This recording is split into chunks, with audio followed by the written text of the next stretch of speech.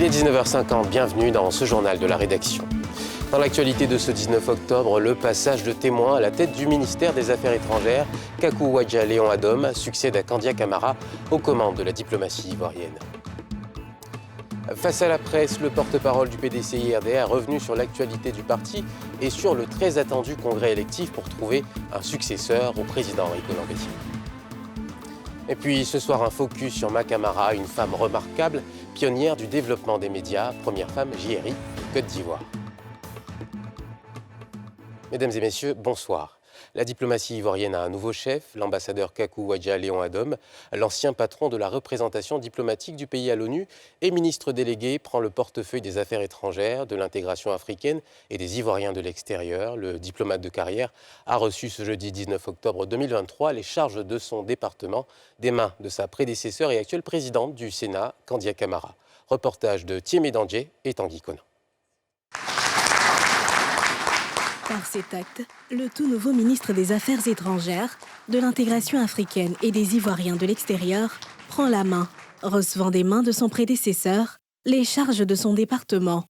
Occasion pour la désormais chef d'institution élue à la tête du Sénat de mettre en exergue les acquis de la diplomatie ivoirienne sous sa houlette. L'adoption du nouveau statut du corps diplomatique.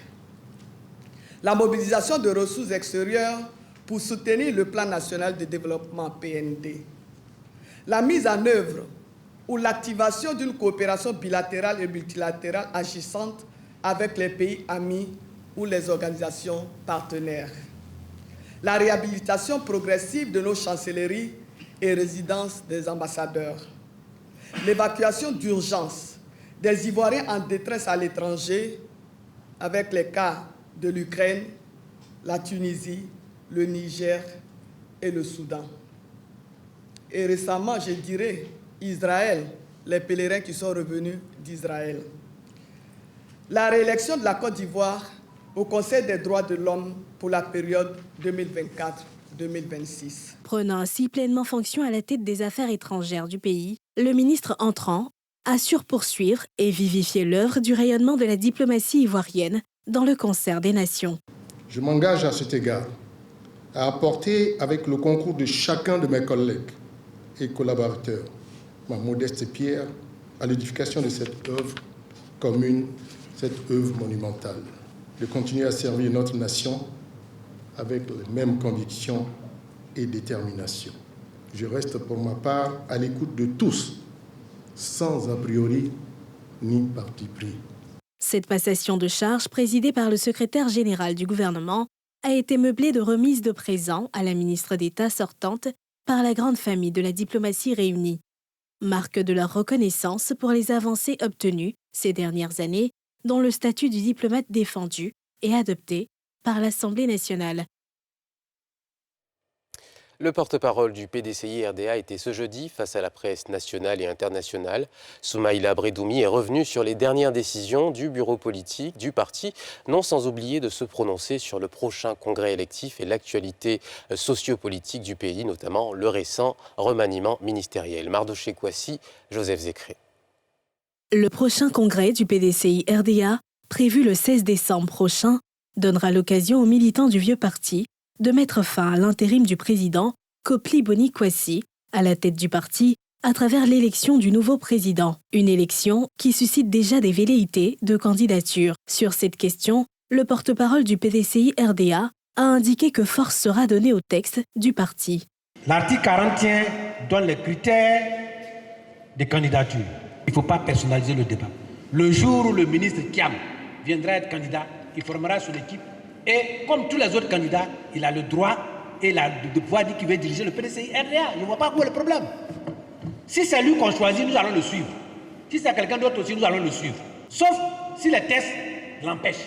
Que tout le monde vienne se présenter et que nous allons au congrès dans la cohésion. Concernant l'actualité nationale, le dernier remaniement ministériel qui a vu arriver à la tête du gouvernement un ex-cadre du PDCI-RDA a retenu l'attention du porte-parole du parti. Il a notamment émis des critiques sur la nouvelle équipe conduite par l'ex-ministre gouverneur Begré Mambé. C'est un de nos cadres. Il en a la capacité pourvu qu'on lui donne les moyens et la confiance. Et ils doivent remercier le PDCI pour avoir produit des cadres de type Mambé. Aujourd'hui en Côte d'Ivoire, les Ivoiriens ne sont pas au mieux d'eux-mêmes. Dans un tel contexte, un gouvernement de plus de 30 personnes, avec des gens à rang de ministre ajoutés qui ont vers 40 personnes, le gouvernement, dis-je, aurait pu, par solidarité et par conscience pour notre peuple, réduire le nombre des portefeuilles ministériels pour donner le signal. Le député de Tankessé n'a pas oublié de revenir sur les leçons tirées de la participation de son parti aux dernières élections locales et sénatoriales. Des élections auxquelles son parti a eu raison de participer, selon lui, au vu des résultats obtenus. Il a également confirmé les sanctions à l'encontre des cadres qui y sont allés en indépendant. Ils subiront, dira-t-il, la rigueur des textes. Et ce soir, le 19h50 s'intéresse à la première femme journaliste reporter d'images en Côte d'Ivoire, Ma Camara, qui a d'ailleurs été décorée lors de la dernière journée nationale de l'excellence. Elle a obtenu le prix d'excellence pour le développement des médias. Rencontre avec cette pionnière du JRI au féminin. Salifia Lekwe, Karine Kassi. Le prix d'excellence pour le développement des médias a été attribué à la journaliste reporter d'images Ma Camara, spécialiste en sécurité défense, ingénieure en marketing et management, et par ailleurs enseignante en journalisme et en communication opérationnelle à l'ISTC Polytechnique, ainsi qu'à l'Académie des Forces armées de Zambakro. Ma Camara fait ses armes dans plusieurs médias internationaux. Pour cette pionnière, le métier de JRI est une solution à la crise que traversent les médias aujourd'hui. Ce prix représente pour moi un cachet. Un cachet qui doit m'interpeller et qui m'interpelle depuis que j'ai touché ce prix pour le premier jour, qui m'interpelle pour dire que j'ai encore beaucoup à faire. Mon caméraman était toujours en retard. Et vous savez combien de fois il est difficile d'obtenir un rendez-vous.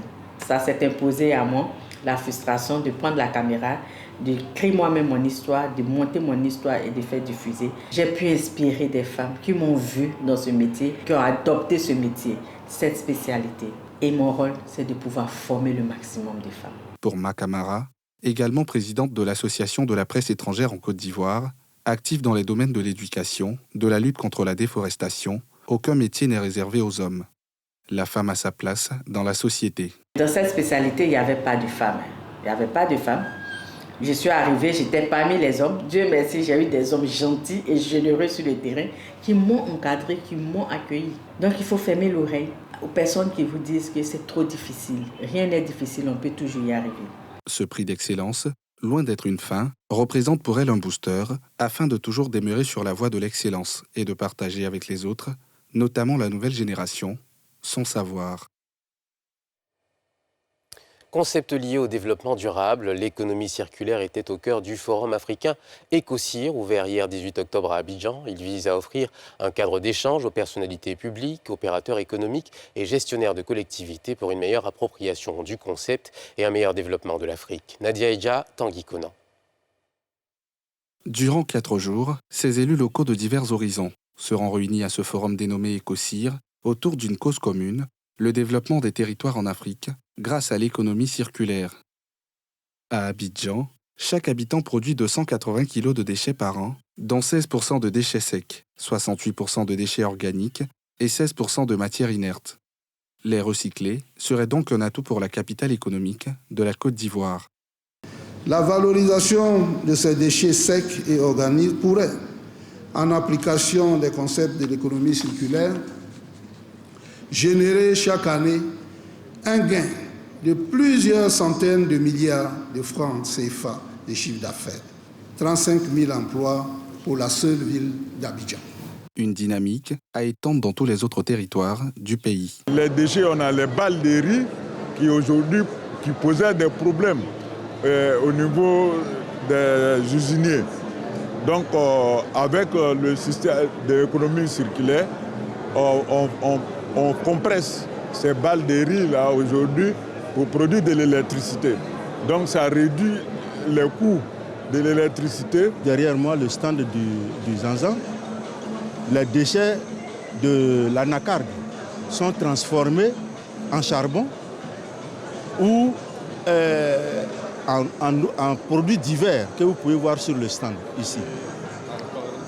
Donc les pommes qui sont jetées sont transformées en jus, en confiture, en alcool.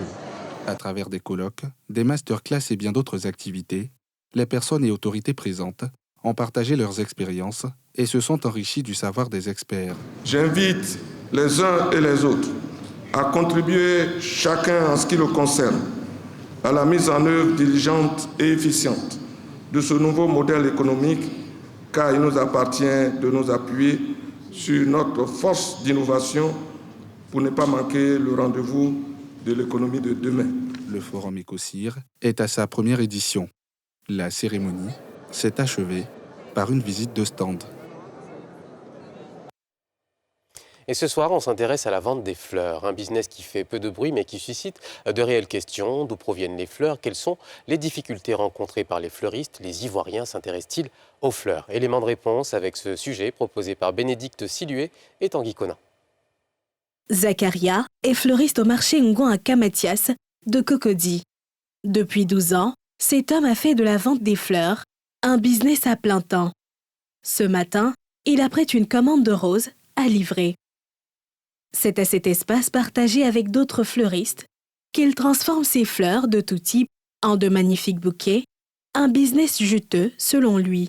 Souvent, quand il y a fête comme ça, on peut composer jusqu'à 40 bouquets, 50 bouquets comme ça. Là, ça n'abandonne pas l'homme. Souvent, tu es assis, tu n'as rien. Le client peut t'appeler, ah, vraiment, il y a besoin de telles choses. Ça, là, tout de suite, j'étais assis là-bas. On m'appelait de faire les bouquets là. C'est ça que je suis venu faire là.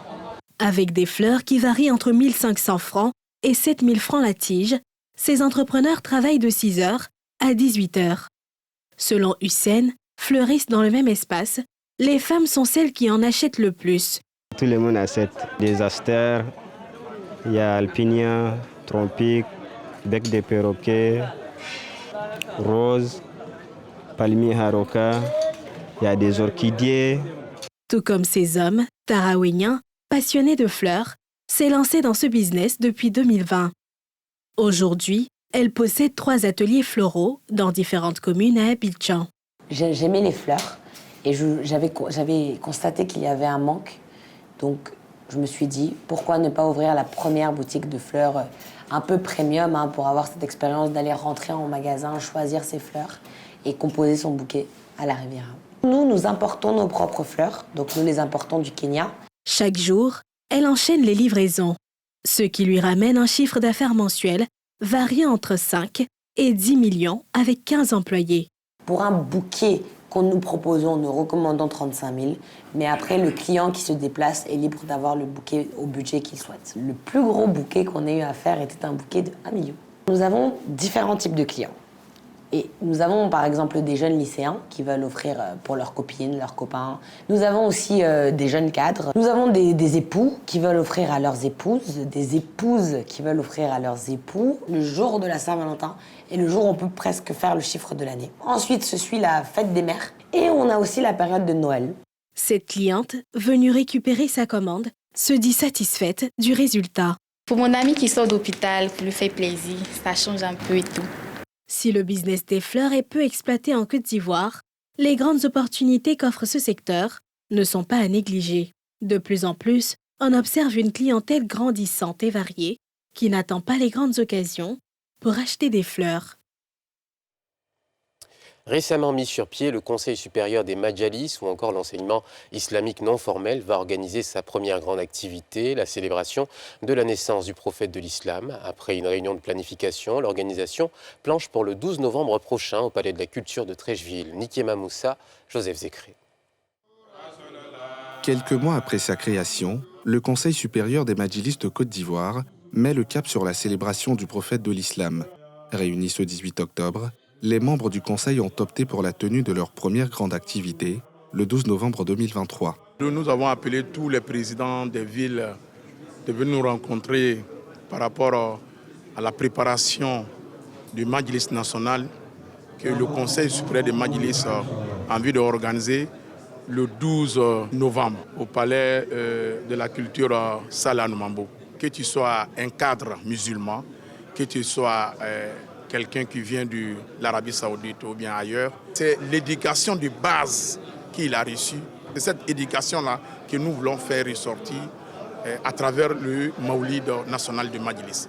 Venus des 4 coins du pays pour l'occasion, les membres ont manifesté leur joie de cette avancée. Le Maouloud célèbre la naissance de celui qui est inscrit comme une miséricorde de Dieu donnée à l'humanité. Et en tant que chef de communauté, notre rôle, c'est de rassembler les gens. Or, le Maouloud est une occasion de rassemblement.